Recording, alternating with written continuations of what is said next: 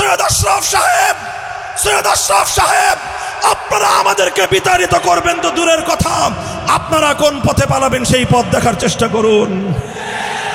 কালো বিড়ালকে লক্ষ্য করে বলেছিলাম, হে রেলের কালো বিড়াল, হেফাজতের নেতা কর্মীরা সুবহানাল্লাহ পড়তে পড়তে পালিয়ে যায় নাই, বরং তারা সুবহানাল্লাহ আলহামদুলিল্লাহ পড়তে পড়তে বাংলার 56,000 বর্গ মাইলে ছড়িয়ে পড়েছে।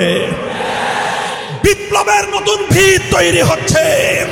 হেফাজতের নেতা কর্মীরা 13 সালে সারা বাংলাদেশে ছড়িয়ে পড়ে 2024 সালের জুলাই মাসে আবার তারা ঢাকার রাজপথ দখল করেছিল। হে আলামিন পরিষদের এই লক্ষ জনতার ইসলামী মহাসম্মেলনের গৌরবদীপ্ত মুজাহিদিনরা, আমি তোমাদের কাছে জিজ্ঞাসা করতে চাই, যে হাত তোমার বোন তোমার কন্যার ইজ্জত লুণ্ঠন করার জন্য এগিয়ে আসবে, সে হাত আমরা ভেঙে গুড়িয়ে দিতে চাই। আমাকে যারা জুনায়েদ বাবুনগরীর সৈনিক মনে করতাম, আমি সেই ইসলাম বিদ্বেষী চক্রের সামনে স্পষ্ট ঘোষণা দিতে চাই, আল্লামা জুনায়েদ বাবুনগরী চলে গেছেন, মুহিবুল্লাহ বাবুনগরী আছে। মামুনুল হক যেরকম জুনায়েদ বাবুনগরীর দক্ষিণ হস্ত ছিল, মামুনুল হক আল্লামা মুহিবুল্লাহ বাবুনগরীর সৈনিক হিসেবে ভূমিকা পালন করে যাবে।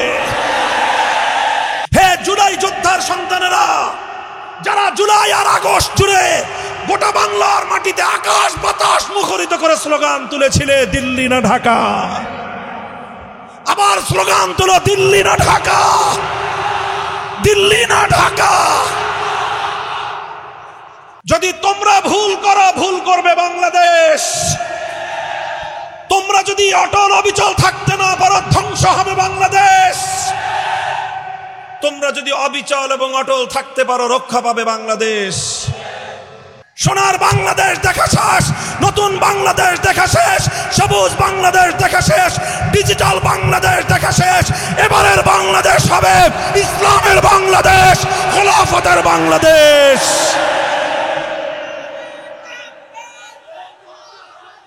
এই প্রস্তুত আছো?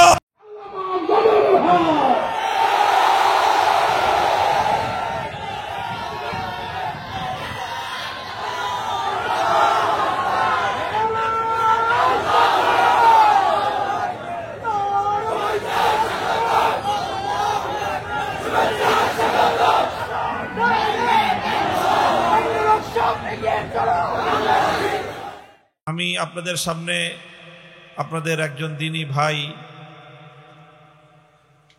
গায়রাতে ঈমানিয়া থেকে এবং আমাদের আকাবির এবং আসলাফ পূর্বসূরীদের কর্মধারা, তাদের মানহাজ, তাদের মাসলাক, এই জাতীয় বিষয়গুলো নিয়ে আমাদের বর্তমান প্রজন্মের জন্য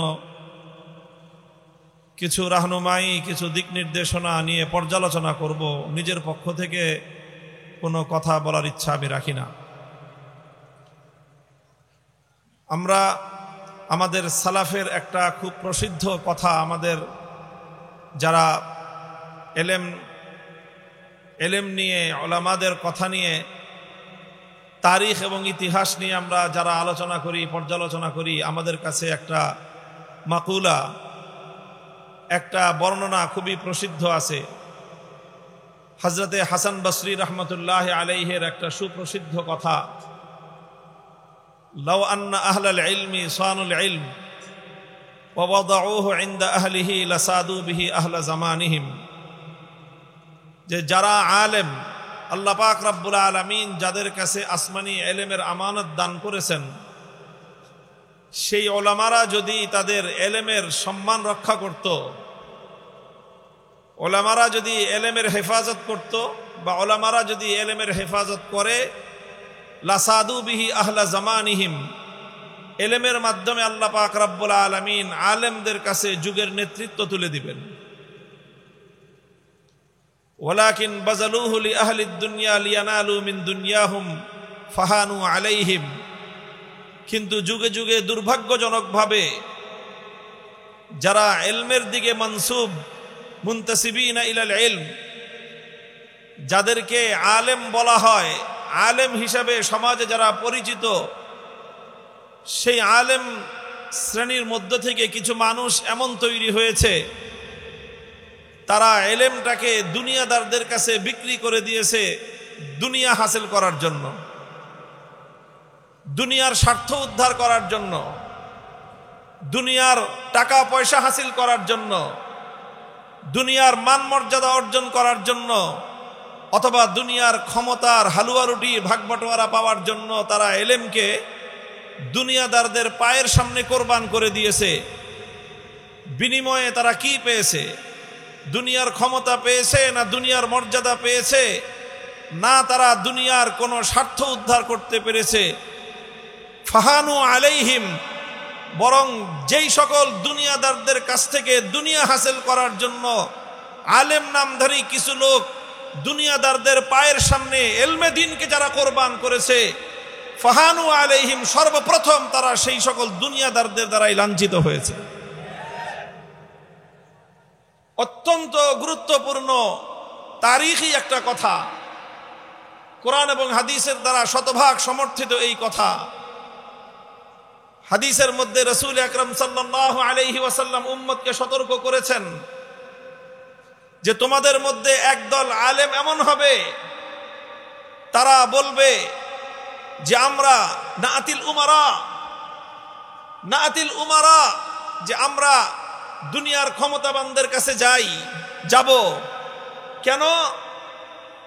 যে দুনিয়ার ক্ষমতাবানদের কাছ থেকে, ক্ষমতাসীনদের কাছ থেকে কিছু দুনিয়ার ভাগবটোয়ারা, কিছু টাকা পয়সা, কিছু ক্ষমতা যদি আমরা তাদের কাছ থেকে নিয়ে নিতে পারি, ওয়ানাতাজিলু বিদীনিনা, আমাদের দিন আমরা তাদের কাছ থেকে রক্ষা করব, শুধু তাদের কাছে যাব, দুনিয়ার পোটলাটা নিয়েই আমরা সেখান থেকে চলে আসব। কথা বুঝতেছেন আপনারা আমার? অনেক আলেমের এরকম মাঝে মাঝে চিন্তা হয় যে আমরা দুনিয়ার ক্ষমতাবানদের কাছ থেকে ওনাদের কাছে যাব, গিয়ে তাদের কাছ থেকে শুধু দুনিয়াটা হাসিল করেই চলে আসব। আল্লাহর পয়গম্বর মুহাম্মদ আরবি সাল্লাল্লাহু আলাইহি ওয়াসাল্লাম বলেছেন, লা ইয়াকুনু যালিক কামা লা ইউজতানা মিনাল কাতাদি ইল্লা শাউক। মনে রেখো, মান্দার কাছে যাবা, কাঁটাদার বৃক্ষের কাছে যাবা, আর মনে করবা সেখান থেকে শুধুমাত্র ফুলটা হাসিল করে ফুল পেরে নিয়ে দৌড়ে চলে আসবা, সেই কাঁটাওয়ালা গাছের কাঁটা তোমার গায়ে বিদ্ধ হবে না। এই কথা মনে করে যারা কাঁটাদার বৃক্ষের কাছে শুধুমাত্র ফুল অর্জন করতে যাও, তোমরা বোকার স্বর্গে বসবাস করো। কামালা ইউজতানা মিনাল কাতাদি ইল্লা শাউক, যেই গাছে শুধু কাঁটা আছে সেখানে গেলে কোনোদিন ফুল পাবে না, সেখান থেকে কাঁটার আঘাতই তুমি পাবে। মুহতারাম হাজিরিন, আজ আমরা এমন একটা ঐতিহাসিক সময়ে উপনীত, এই সময়ে বিশেষ করে এই বাংলাদেশের সরজমিন, এই বাংলা আমাদের অতীত ঐতিহ্যের বাংলাদেশ, শত শত বছর ধরে যে বাংলার মাটিকে আমাদের পূর্বসূরীরা প্রথমে নিজের মাথার ঘাম পায়ে ফেলে মাথার ঘাম দিয়ে মাটিকে সিক্ত করেছেন, তারপর রাতের অন্ধকারে মাটিতে চোখের অশ্রু দিয়ে মাটিকে সঞ্জীবিত করেছেন, এরপরে মাটিতে বুকের রক্ত ঢেলে দিয়ে মাটিকে উজ্জীবিত করেছেন। সেই মাটির সর্বশেষ আশ্রয় এবং ভরসার স্থল এই জাতির আলেম সমাজ।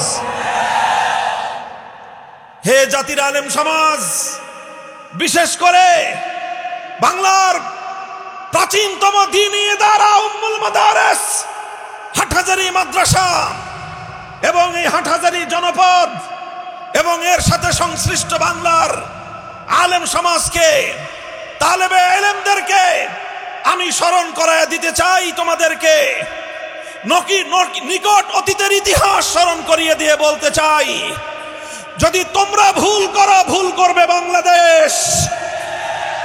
তোমরা যদি অটল অবিচল থাকতে না পারো, ধ্বংস হবে বাংলাদেশ। তোমরা যদি অবিচল এবং অটল থাকতে পারো, রক্ষা পাবে বাংলাদেশ। আমার এই কথাটা কারো কাছে অতিরঞ্জিত বলে মনে হতে পারে, কেউ মনে করতে পারে আমি একজন তালিবুল ইলম হিসেবে আমি আলেমদের সম্মানকে অতিরঞ্জিত করে বলছি। আল্লাহ আল্লাহর কসম খেয়ে বলি, আমি আমার এই জীবদ্দশায় বাংলাদেশের ইতিহাস যতটুকু আমি দেখেছি, যতটুকু আমি ইতিহাসের পাতা থেকে পড়েছি, আমি দেখেছি বারবার এ বাংলার ক্রান্তিকালে আলেম সমাজ তারা এই বাংলাদেশের এই জমিনের স্বাধীনতা, এই জাতির স্বকীয়তা রক্ষার জন্য দুর্ভেদ্য প্রাচীরের মতো দাঁড়িয়ে গেছে। তারা হলো আলেম সমাজ। দেখো 2013 সালের ইতিহাস পর্যালোচনা করো। 2013 সাল খুব বেশি দিন আগের কথা নয়, মাত্র এক যুগ আগের কথা। 12 বছর আগের বাংলাদেশ, বাংলাদেশের 2013 সালের ফেব্রুয়ারি মার্চের বাংলাদেশ যদি কেউ পর্যালোচনা করো, বাংলাদেশের স্বাধীনতার, বাংলাদেশের আকাশে, বাংলাদেশের ঈশান কোণে কালো মেঘ ছেয়ে গিয়েছিল। বাংলাদেশের আকাশে কাল বৈশাখীর পূর্বাভাস দেখা দিয়েছিল। বাংলাদেশের স্বাধীনতা বিপন্ন হওয়ার পথে ছিল। বাংলাদেশের মুসলমানদের ঈমান এবং ইসলাম ধ্বংস হয়ে যাওয়ার দ্বার প্রান্তে উপনীত ছিল। আমরা তখন দেখেছিলাম একদিকে বাংলাদেশ, আরেকদিকে ইসলাম বিপন্ন হওয়ার পথে। কি হয়েছিল? কিভাবে স্বাধীনতা এবং ইসলাম একসাথে বিপন্ন হওয়ার পথে ছিল আমরা দেখেছি তখন। আমি 2013 সালের ফেব্রুয়ারি মাসের কথা বলছি, আমি 2013 সালের মার্চ মাসের কথা বলছি। বাংলাদেশের প্রতিটি প্রত্যন্ত অঞ্চলে, প্রতিটি পাড়ায় পাড়ায়, গ্রামে গ্রামে, বাজারে বাজারে আমাদের বিভিন্ন জায়গায় বিভিন্ন দায়িত্ব পালনের জন্য বিচরণ করতে হয়। প্রায় প্রতিদিন সন্ধ্যায় দেশের কোনো না কোনো প্রত্যন্ত অঞ্চলের গ্রামগঞ্জ, শহর নগর দিয়ে আমাদেরকে অতিক্রম করতে হয়। আমরা তখন দেখতাম সন্ধ্যাবেলায় গ্রামের একটা বাজারের ভিতর দিয়ে অতিক্রান্ত হলেও আমরা দেখতাম সন্ধ্যাবেলায় কিছু মানুষ মঙ্গল প্রদীপ নিয়ে দাঁড়িয়ে আছে। মুসলমানদের দেশ, 90% মুসলমানের দেশ। এই দেশটাকে মুসলমানরা এমনিতেই মাগনা মাগনা খরিদ করে নাই, বুকের রক্ত দিয়ে কিনেছে। এই রক্ত দিয়েছে দেশের মুসলমান। 1905 সালে সাম্প্রদায়িক উগ্র রবীন্দ্রনাথ ঠাকুর বাবুদের এই বঙ্গভঙ্গ রদ নামের সাম্প্রদায়িক সহিংস আন্দোলনের বিরুদ্ধে দেশের মুসলমানদেরকে রক্ত দিতে হয়েছে। রক্ত দিয়ে এই পূর্ব বাংলায় কলকাতার দাদাবাবুদের আধিপত্য খর্ব করেছিল মুসলমানেরা। 47 সালে দিল্লির গোলামীর জিঞ্জিরকে ছিন্ন করে স্বাধীন বাংলার মাটিতে মুসলমানদের আলাদা আবাস ভূমি গড়ে তুলেছিল এদেশের আলেম সমাজের নেতৃত্বে। দীর্ঘ সংগ্রাম, দীর্ঘ ইতিহাস। যেই মুসলমানরা একটি মুসলিম জাতিসত্তা গঠন করবার জন্য কখনো পূর্ববঙ্গ, কখনো পূর্ব পাকিস্তান, কখনো বাংলাদেশ নামে এই ভূখণ্ডকে কখনো মাথার ঘাম দিয়ে, কখনো চোখের অস্ত্র দিয়ে, কখনো বুকের রক্ত দিয়ে সিঞ্চিত করেছে, সেই দেশে সন্ধ্যা হতে না হতেই বাজারে বাজারে মঙ্গল প্রদীপ জ্বলে। দেখলে মনে হয় গোটা দেশের 90% যেন হিন্দু। 90% মুসলমানদের দেশটাকে, ইসলামী তাহজিব তামাদ্দুনকে ধ্বংস করে তারা হিন্দুয়ানি কালচার বাংলার প্রত্যন্ত অঞ্চলে প্রজ্বলিত করে দিয়েছিল। বাংলাদেশের নাভি, বাংলার প্রাণ কেন্দ্র, একদিকে পিজি হাসপাতাল, একদিকে বারডেম হাসপাতাল, একদিকে জাতীয় জাদুঘর, আর একদিকে ঢাকা বিশ্ববিদ্যালয়। বাংলাদেশের ঢাকার শহরের প্রাণ কেন্দ্রের এই গুরুত্বপূর্ণ সড়কের মধ্যখানে বসে দিন রাত 24 ঘন্টা বাংলাদেশের স্বাধীনতার বিরুদ্ধে কার্যকলাপ পরিচালিত হয়। সেখানে একটা ভিন্ন সরকার প্রতিষ্ঠা করা হয়। সেই সরকারের নাম ছিল ইমরান এইচ সরকার। সেই সরকারের কলকাঠি নাড়ানো হতো পার্শ্ববর্তী দেশ থেকে, যেখান থেকে তাদের জন্য প্রতিদিন শত শত ড্যাগ পোলাও বিরিয়ানি রান্না হয়ে ওখানে এসে শাহবাগের সেই চত্বরে পোলাও বিরিয়ানি সেটা বন্টন হতো। সেই দেশ থেকে উস্কানি দিয়ে, আশকারা দিয়ে বাংলার রাজধানী মসজিদের শহর ঢাকার প্রাণ কেন্দ্রে বসে বাংলাদেশ থেকে ইসলামকে বিতাড়িত করবার প্রকাশ্যে তারা যুদ্ধ ঘোষণা করেছিল। এই ছিল 2013 সালের বাংলাদেশের চিত্র। দীর্ঘ ইতিহাস বলবো না, কয়েকটা শব্দ বললাম। 2013 সালের জানুয়ারি, ফেব্রুয়ারি, মার্চের ইতিহাস তোমরা পর্যালোচনা করে দেখো। 2013 সালের জানুয়ারি, ফেব্রুয়ারি, মার্চ এই 3 মাসের শুধুমাত্র জাতীয় পত্রিকাগুলো যদি তোমরা কেউ পাও, পত্রিকাগুলোর অফিস থেকে, অতীত স্মৃতির থেকে, পাঠাগারগুলো থেকে তোমরা পড়ে দেখবা, তোমরা অনুমান করতে পারবা সেই সময় বাংলাদেশের কি অবস্থা ছিল। একদিকে শাহবাগ থেকে ইমরান এইচ সরকাররা ঘোষণা করত পতাকা উঠবে, হাজার হাজার শহীদের রক্তে রঞ্জিত লাল সবুজের পতাকা উঠত। শাহবাগ থেকে ইমরান এইচের সরকাররা ঘোষণা করত পতাকা নামবে। তাদের নির্দেশে জাতীয় সংসদ ভবন, সচিবালয়, সমস্ত সরকারি অফিসের পতাকা নেমে যেত। ইমরানের সরকার ঘোষণা দিলে বাংলাদেশের সবচেয়ে গুরুত্বপূর্ণ সরকারি অফিস, আদালতের প্রাণকেন্দ্র, সচিবালয় থেকে সমস্ত সচিব এবং সরকারি আমলারা রাস্তায় এসে দাঁড়ায় থাকলো লাইন ধরে। কেন দাঁড়ায় রয়েছেন? বলে যে মানববন্ধন। কে বলেছে? ইমরানের সরকার, সরকারি নির্দেশ, এই জন্য আমরা রাস্তায় দাঁড়ায় আছি। এই ছিল বাংলাদেশ, এই ছিল বাংলাদেশের ইসলামী কালচার। হিন্দুয়ানি সংস্কৃতির দাপটে বাংলা থেকে, বাংলার মাটি থেকে ইসলামী তাহজিব তামাদ্দুন ভুলণ্ঠিত হওয়ার পর্যায়ে ছিল। ওই সময়ে গোটা দেশের প্রতিটি ঘর থেকে রাতের অন্ধকারে ইমানদার নারী পুরুষের গঙ্গানি আওয়াজ শোনা যেত, আহাজারি শোনা যেত, আর্তচিৎকার শোনা যেত। আল্লাহর কাছে তারা ফরিয়াদ করে বলতো, রব্বানা আখরিজনা মিন হাযিহিল কারিয়াতিজ যালিমি আহলুহা ওয়াজআল লানা মিন লাদুনকা ওয়ালিয়্যান ওয়াজআল লানা মিন লাদুনকা নাসীরা। ও মাবুদ, এই জনপদের জুলুম থেকে তুমি আমাদেরকে নিষ্কৃতি দাও, হিন্দুত্ববাদের এই আগ্রাসন থেকে ইমানদারদেরকে তুমি মুক্তি দাও। তুমি একজন নেতা পাঠাও, একজন রাহবার পাঠাও। গোটা বাংলার রাতের অন্ধকারে মুসলমানদের ঘরগুলোতে এই ফরিয়াদ উচ্চারিত হতো। এই ফরিয়াদ উচ্চারিত হতে হতে সেই ফরিয়াদ আল্লাহর আরশে কবুল হলো। আল্লাহর আরশ থেকে কবুল হওয়ার পর হাটহাজারীর এই দারুল হাদিসের মসনদ থেকে ঠিক জাতির ত্রাতা হিসেবে আবির্ভূত হলেন এক মহামানব। নাম ছিল তার শাইখুল ইসলাম আল্লামা আহমদ শফী। সেখানে এই বাংলাদেশকে, বাংলার মানুষকে, বাংলার ইসলাম এবং মুসলমানদের ঐতিহ্যকে রক্ষা করবার জন্য হিন্দুত্ববাদের বিরুদ্ধে রণহুঙ্কার দিয়ে ময়দানে নেমেছিলেন একজন মর্দে মুজাহিদ। সেই মর্দে মুজাহিদের নাম আল্লামা জুনায়েদ বাবু নগরী।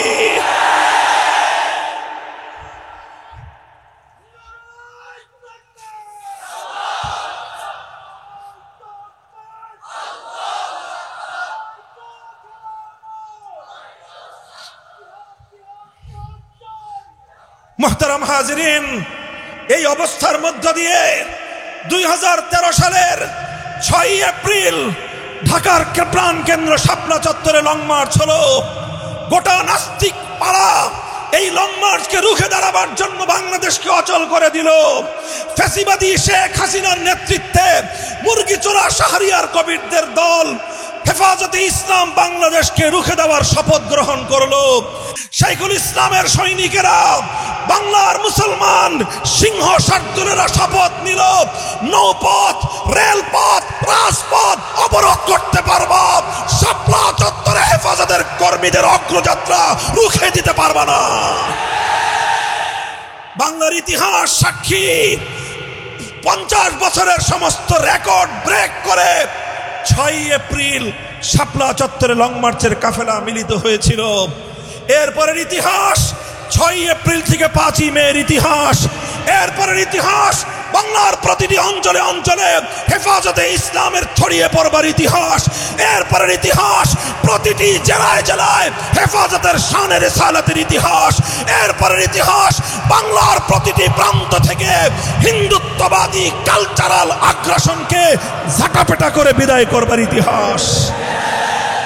সেই ইতিহাসের সর্বশেষ অধ্যায় রচিত হয়েছিল 5 মে ঐতিহাসিক শাপলা চত্বরে। শাপলা চত্বরে অনিঃশেষ এক মুসলমানদের শাহাদাতের যাত্রা শুরু হয়েছিল।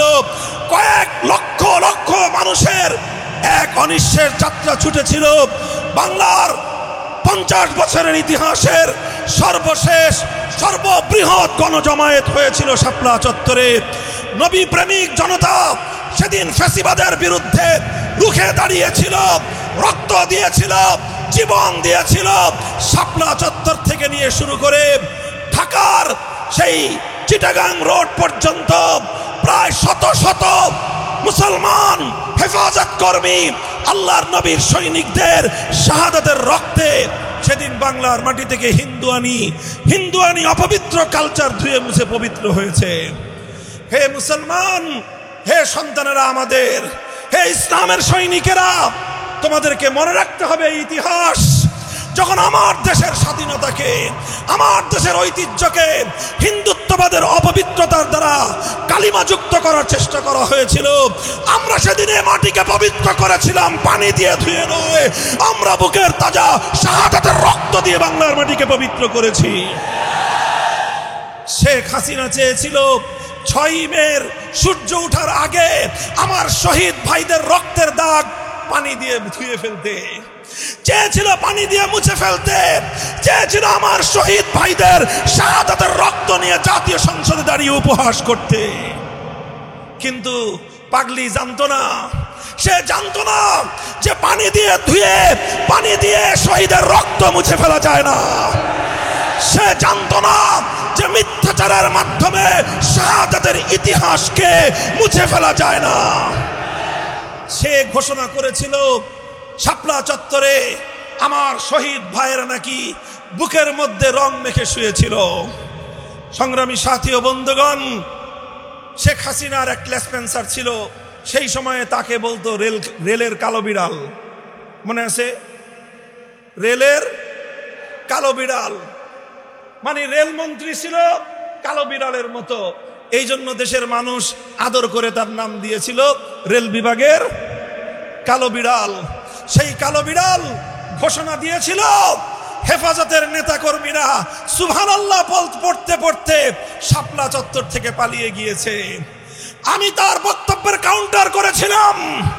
আমি তার এবং তার দলের সেক্রেটারি জেনারেলের বক্তব্য কাউন্টার করে বলেছিলাম, সৈয়দ আশরাফ সাহেব, আপনারা আমাদেরকে বিতাড়িত করবেন তো দূরের কথা, আপনারা কোন পথে পালাবেন সেই পথ দেখার চেষ্টা করুন। কালো বিড়ালকে লক্ষ্য করে বলেছিলাম, হে রেলের কালো বিড়াল, হেফাজতের নেতা কর্মীরা সুবহানাল্লাহ পড়তে পড়তে পালিয়ে যায় নাই, বরং তারা সুবহানাল্লাহ আলহামদুলিল্লাহ পড়তে পড়তে বাংলার 56,000 বর্গ মাইলে ছড়িয়ে পড়েছে। বিপ্লবের নতুন ভিত তৈরি হচ্ছে। হেফাজতের নেতা কর্মীরা 13 সালে সারা বাংলাদেশে ছড়িয়ে পড়ে 2024 সালের জুলাই মাসে আবার তারা ঢাকার রাজপথ দখল করেছিল। আমরা বলি এ কথাই, 2024 সালের জুলাই বিপ্লবের ভিত রচিত হয়েছিল 2013 সালের 5ই মে। 2013 সালে হেফাজতে ইসলাম শাহাদাতের রক্ত দিয়ে ফ্যাসিবাদের বিরুদ্ধে বিপ্লবের মঞ্চ তৈরি করেছিল। সেই মঞ্চে 2024-এর জুলাই বিপ্লব সংগঠিত হয়েছে। কাজেই হে আমার ভাইয়েরা, হে আমার তালেবে ইলম সাথীরা, হে হাটহাজারী, বাবুনগর এবং অন্যান্য কওমি মাদ্রাসার সন্তানেরা, তোমরা মনে রেখো, তোমাদের পূর্বপুরুষদের এই বীরত্বগাথা ইতিহাস, তারা যদি সেদিন জুলুমের বিরুদ্ধে রুখে না দাঁড়াতেন, সেদিন যদি শাপলা চত্বরে আল্লামা জুনায়েদ বাবুনগরী রহমতুল্লাহ আলাইহি বুলেটের মুখে নিজের বুক চিতিয়ে দাঁড়িয়ে না যেতেন, বাংলাদেশের স্বাধীনতা সেদিনই বিপন্ন হতো। আমি আমার সর্বশেষ যে পয়গামটা তোমাদেরকে দিয়ে যেতে চাই, আমি বলছি, হে আলেম সমাজ, আমাদের ত্যাগ এবং কোরবানির মাধ্যমে আল্লাহ পাক রব্বুল আলামিন আমাদের দেখো, আমরা যতদিন অন্যায়ের সঙ্গে নিরাপদ থাকব, আমরা যতদিন হকের ঝান্ডা নিয়ে সামনে অগ্রসর হব, ইজ্জত আর সম্মান এসে আমাদের পদচুম্বন করবে। নাহনু কওমুন আ'আজ্জানাল্লাহু বিল ইসলাম, আমরা সেই জাতি আল্লাহ পাক রব্বুল আলামিন যাদেরকে ইজ্জত এবং সম্মান দিয়েছেন ইসলামের মাধ্যমে। আমি আপনাদেরকে বলি, হাসান বসরি রহমতুল্লাহ আলাইহির যে উদ্ধৃতি আমি আপনাদের সামনে উল্লেখ করলাম, সেই উদ্ধৃতির মাধ্যমে প্রমাণ হয় ওলামায়ে কেরাম স্বতন্ত্র স্বকীয় অবস্থান নিয়ে রাজনীতিতে আপনারা বুক টান করে দাঁড়িয়ে যান। অন্য কারো এজেন্ডা বাস্তবায়ন করবার জন্য ওলামায়ে কেরামের এলেম এবং জুবান যেন ব্যবহার না হয়, সেই ব্যাপারে আলেম সমাজকে সর্বপ্রথম সোচ্চার থাকতে হবে। তার টার্গেট ছিল আল্লামা জুনায়েদ বাবুনগরী। তিনি জুনায়েদ বাবুনগরীর হাতকে দুর্বল করতে চেয়েছিলেন, তিনি জুনায়েদ বাবুনগরীর সংগ্রামকে ব্যর্থ করে দিতে চেয়েছিলেন। তিনি মনে করেছিলেন মামুনুল হক জুনায়েদ বাবুনগরীর সৈনিক, মামুনুল হককে তোমরা অচল করে দাও, জুনায়েদ বাবুনগরী অচল হয়ে যাবে। আল্লামা জুনায়েদ বাবুনগরীর ভয়ে শেখ হাসিনা প্রতিটি মুহূর্তে শঙ্কিত থাকতো। এই জন্য আমি মনে করি, এবং এটা আমি বারবার বলে আসছি, শেখ হাসিনা অন্যায়ভাবে ষড়যন্ত্রমূলকভাবে সে তার শত্রুকে চিহ্নিত করে সর্বপ্রথম আল্লামা আহমদ শফি রহমতুল্লাহ আলাইহিকে তারা শহীদ করেছে। তাকে শহীদ করে সেই শাহাদাতের দায়ভার চাপিয়ে দিতে চেয়েছে আল্লামা জুনায়েদ বাবুনগরীর উপর। এরপরে যখন দেখেছে এটা দিয়ে তার কাজ হয় নাই, আল্লামা জুনায়েদ বাবুনগরী রহমতুল্লাহ আলাইহিকে ষড়যন্ত্রমূলকভাবে তাকে হত্যা করেছে, শহীদ করেছে। শহীদে ইসলাম আল্লামা জুনায়েদ বাবুনগরী রহমতুল্লাহ আলাইহি চলে গেছেন। আমাকে যারা জুনায়েদ বাবুনগরীর সৈনিক মনে করত, আমি সেই ইসলাম বিদ্বেষী চক্রের সামনে স্পষ্ট ঘোষণা দিতে চাই, আল্লামা জুনায়েদ বাবুনগরী চলে গেছেন, মুহিবুল্লাহ বাবুনগরী আছে। মামুনুল হক যেরকম জুনায়েদ বাবুনগরীর দক্ষিণ হস্ত ছিল, মামুনুল হক আল্লামা মুহিবুল্লাহ বাবুনগরীর সৈনিক হিসেবে ভূমিকা পালন করে যাবে।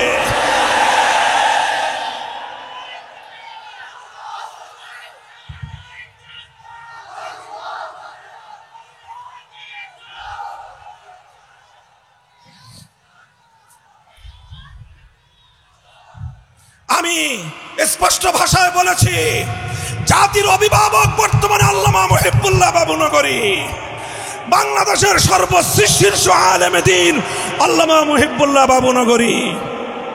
ইসলামের দৃষ্টিকোণ থেকে যেটাকে তিনি ভুল মনে করবেন সেটাকে তিনি অকপটে ভুল বলবেন, যেটাকে তিনি বাতিল মনে করবেন তিনি বাতিল বলবেন, আর বাতিলদেরকে তাদের বাতিল মতবাদ ত্যাগ করার জন্য তিনি আহ্বান জানাবেন।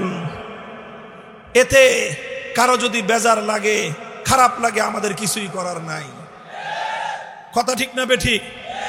আল্লামা মুহিবুল্লাহ বাবুনগরী হাফিজাহুল্লাহ তিনি বর্তমান জাতির অভিভাবকত্বের জায়গা থেকে খালিসান লিওয়াজহিল্লাহ, একমাত্র আল্লাহকে সন্তুষ্ট করার উদ্দেশ্যে, আল্লাহর রাসূল এবং সাহাবায়ে কেরামের মহব্বতের দ্বারা তার দিল ভরপুর, এই জন্য তিনি শানে সাহাবার পক্ষে কথা বলেন।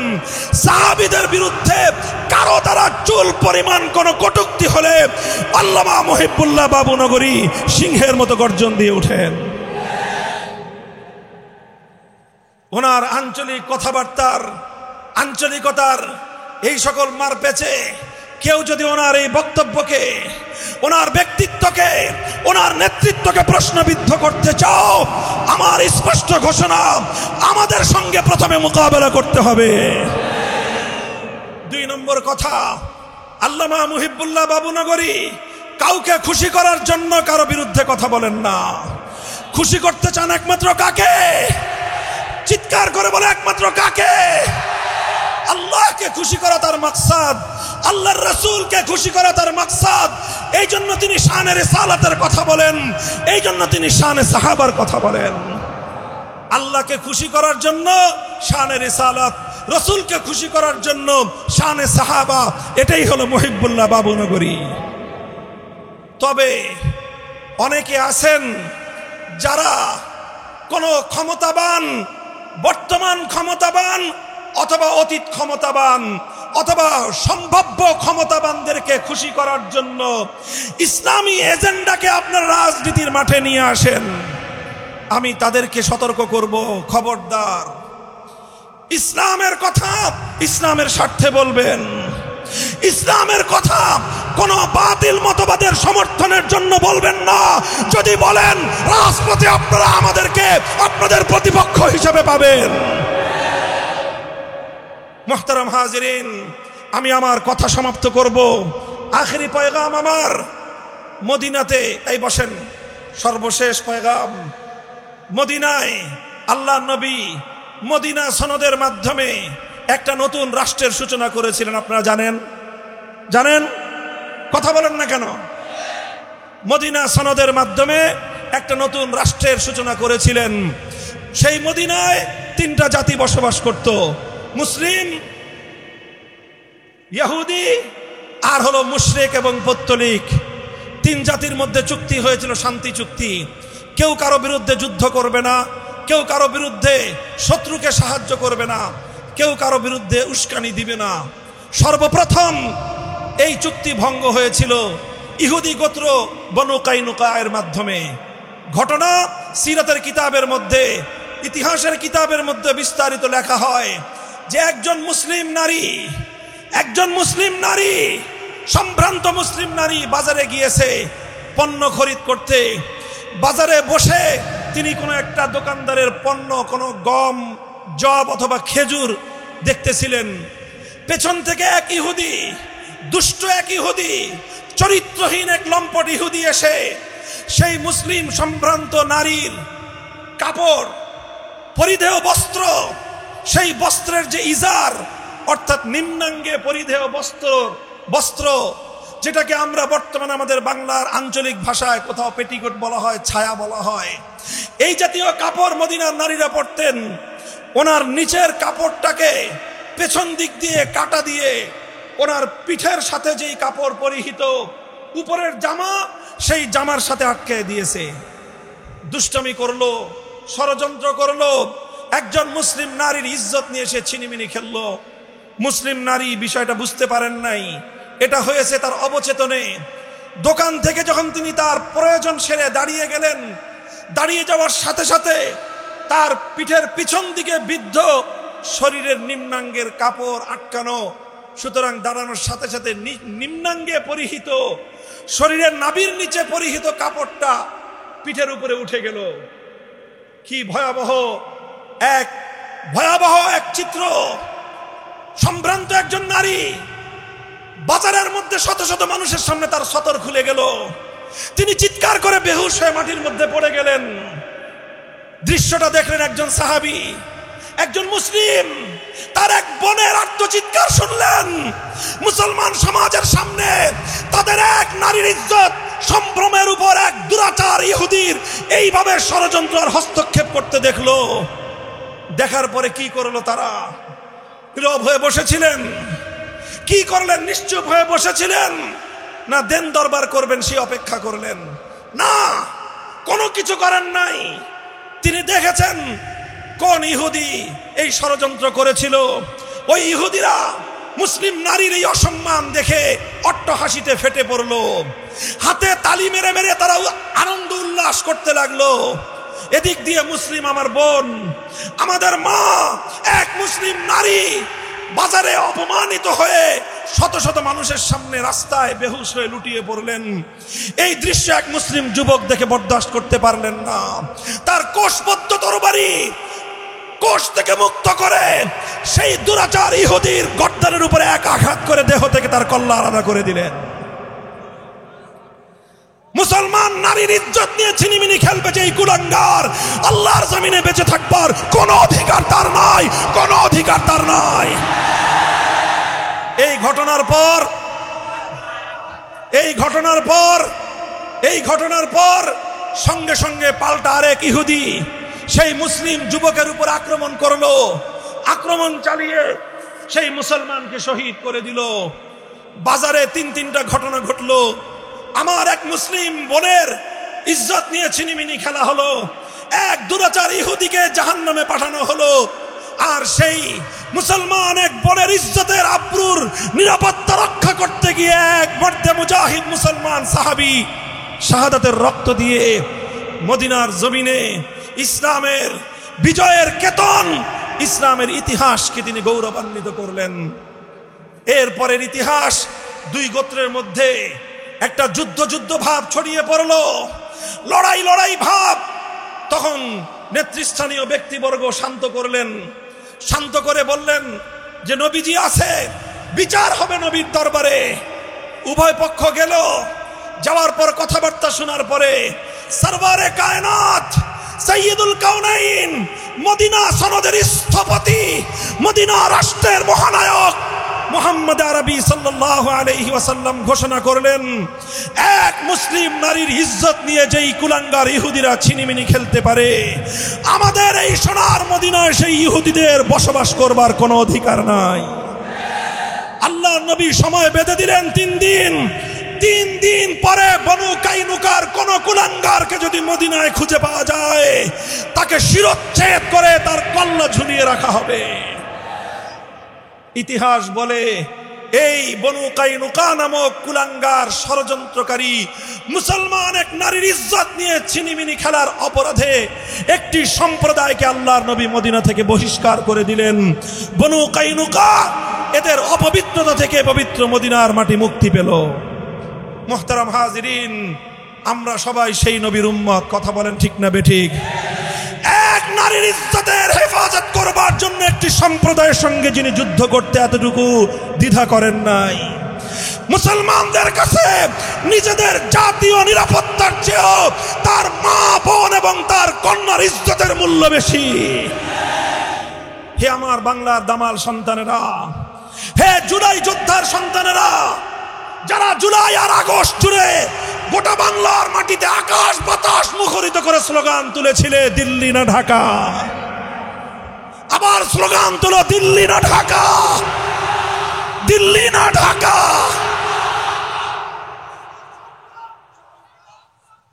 মুহতারাম হাজিরিন, আজ আমরা বলতে চাই, হে মুসলমান, হে মুসলমান বাবারা, হে মুসলিম ভাইয়েরা, হে মুসলিম যুবক সন্তানেরা, আজ তোমার এই বাংলার মাটিতে শহীদ সাইফুল ইসলাম আলিফের রক্তের দাগ এখনো তোমাদের চট্টগ্রাম থেকে মুছে যায়নি।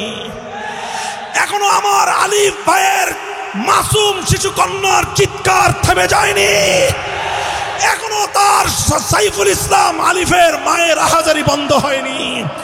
এখনো তার বিধবা স্ত্রীর শোক সম্পন্ন হয়নি। সেই বাংলার মাটিতে সেই উগ্রবাদী ইসকনের সন্ত্রাসীরা, ইসকনের সন্ত্রাসী জঙ্গি গোষ্ঠী আজ আমার ভাই আর তোমার বাবার, তোমার ছেলে নয়, বরং আমাদের মা বোন আর কন্যাদের পিছনে তারা ষড়যন্ত্রের জাল বিস্তার করেছে। ওরা তাদের অপবিত্র হাত আমার বোনের ইজ্জত কেড়ে নেওয়ার জন্য হাত দরাজ করেছে। হে আলামিন পরিষদের এই লক্ষ জনতার ইসলামী মহাসম্মেলনের গৌরবদীপ্ত মুজাহিদিনরা, আমি তোমাদের কাছে জিজ্ঞাসা করতে চাই, যে হাত তোমার বোন, তোমার কন্যার ইজ্জত লুণ্ঠন করার জন্য এগিয়ে আসবে, সে হাত আমরা ভেঙে গুড়িয়ে দিতে চাই, ভেঙে গুড়িয়ে দিতে চাই।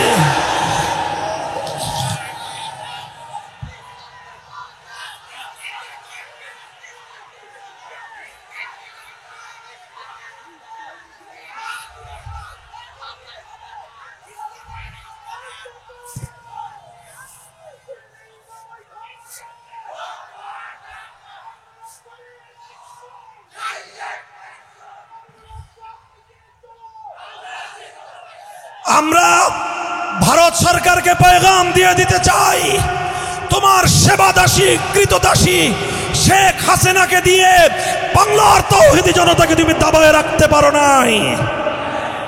এবার তুমি ছদ্মাবরণে ইসকনের ষড়যন্ত্রকারী সন্ত্রাসী গোষ্ঠীকে আমার বাংলার নারীদের ইজ্জত নিয়ে ছিনিমিনি খেলবার জন্য তুমি লেলিয়ে দিয়েছ। আমরা হুঁশিয়ার করে দিতে চাই, বাংলাদেশ সরকারকে বলতে চাই, আলিফ হত্যাকাণ্ডের জন্য ইসকনকে যথাযথ উপায়ে কাঠগড়ায় দাঁড় করিয়ে বিচার করে ওদেরকে নিষিদ্ধ এখনো করেন নাই আপনারা। তাই আজ ওরা দুঃসাহস দেখায়, ওরা অসংখ্য অগণিত মুসলিম নারীদেরকে ভাগওয়া ট্রাপের মধ্যে ফেলে মুসলমানদের সরল প্রাণ মেয়েদেরকে কালা জাদু করে নানা ধরনের বশীভূতকরণের কার্যক্রমের মধ্য দিয়ে মুসলিম মায়েদের গর্ভে হিন্দুদের নাপাক বীর্যের সন্তান জন্ম দেওয়ার এক ভয়াবহ ষড়যন্ত্র নিয়ে ওরা মাঠে নেমেছে। মুসলমান, আমরা এখনো যদি ঘুমিয়ে থাকি,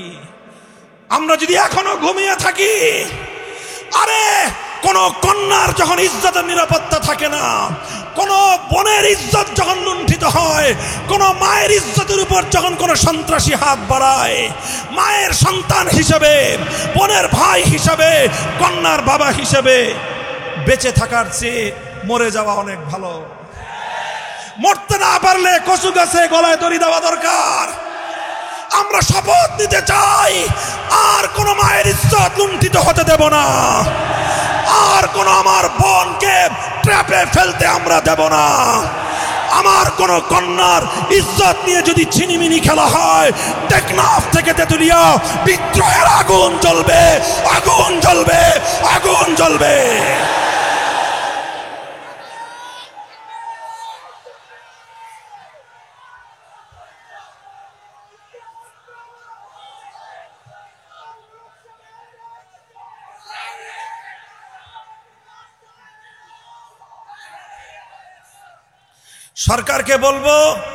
সরকারকে বলবো আমাদের সাথে আর পাঞ্জা লড়তে আইসেন না।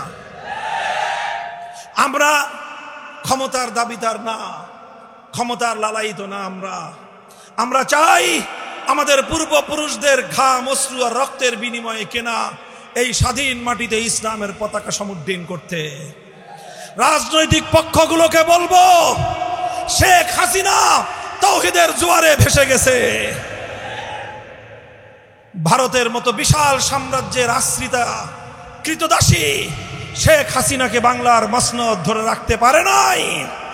তাওহীদি জনতার রুদ্ররস কতটা শক্তি রাখে জুলাই বিপ্লবের দিকে তাকিয়ে দেখেন।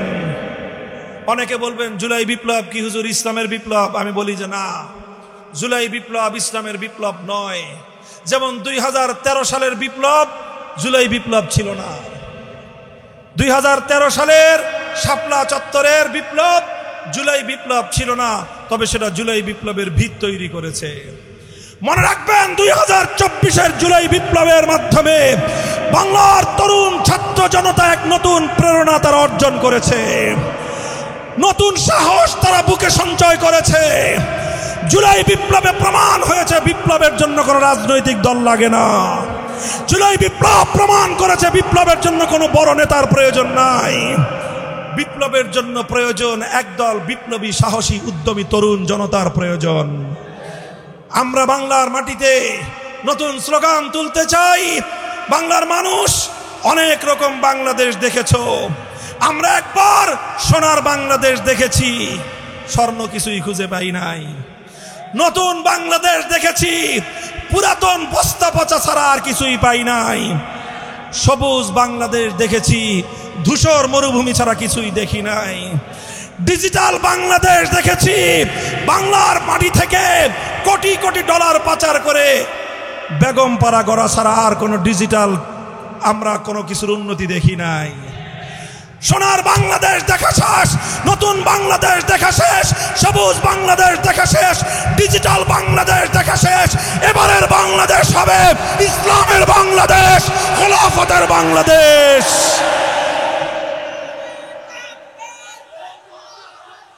এই প্রস্তুত আছো? বিপ্লবের জন্য প্রস্তুতি গ্রহণ করো, বিপ্লবের জন্য নিজেদেরকে প্রস্তুত করো।